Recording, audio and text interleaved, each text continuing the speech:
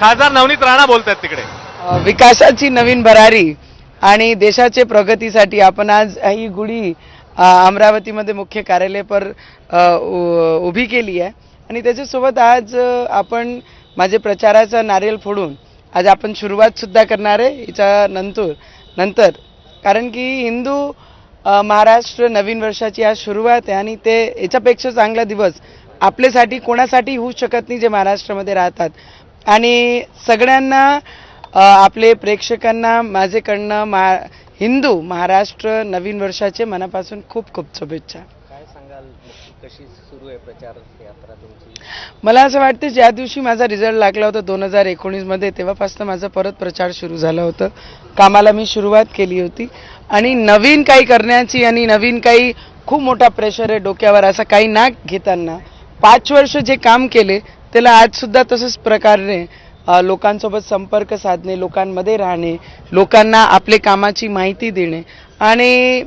कारण की सगळे सण रोजचे कार्यक्रम, रोजचे प्रोग्राम, रोजचे विकासाचे हे दरवर्षी मी नेहमी मी या प्रकारचेच करत राहत होती। तर काही खूप जास्त वेगळं नाही आहे, पण प्रचार आहे तर प्रचाराला प्रचारासारखं जगा लागतं। काही मागच्या 5 वर्षात तुम्ही अनेक धोरणात्मक याच्यावर डिबेटमध्ये सहभागी होत्या, आता कोणते मुद्दे घेऊन लोकांसमोर जाणार आहात आणि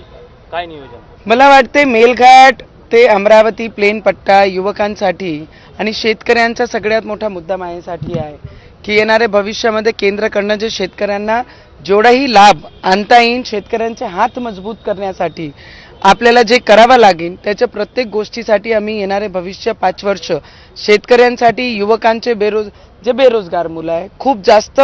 हे नाही पण टेक्स्टाईल पार्कच्या माध्यमातून 2 ते 3 लाख मुलांना या 5 वर्षाचे कार्यकाळामध्ये त्यांना हाताला रोजगार भेटला पाहिजे कारण प्रोजेक्ट येतात त्याला 20-20 वर्ष लागतात पूर्ण व्हायला। तर माझा उद्देश हेच राहील ते पूर्ण झाला पाहिजे आणि सुरू होऊन त्याच्यामध्ये रोजगारची सुरुवाती झाली पाहिजे, ते माझा उद्देश मोठ्या प्रमाणात राहील। टुरिझमचे रूपाने माझे अमरावती जिल्ह्याला एक टुरिझमचे पॉइंटनी दृष्टीने मी कशा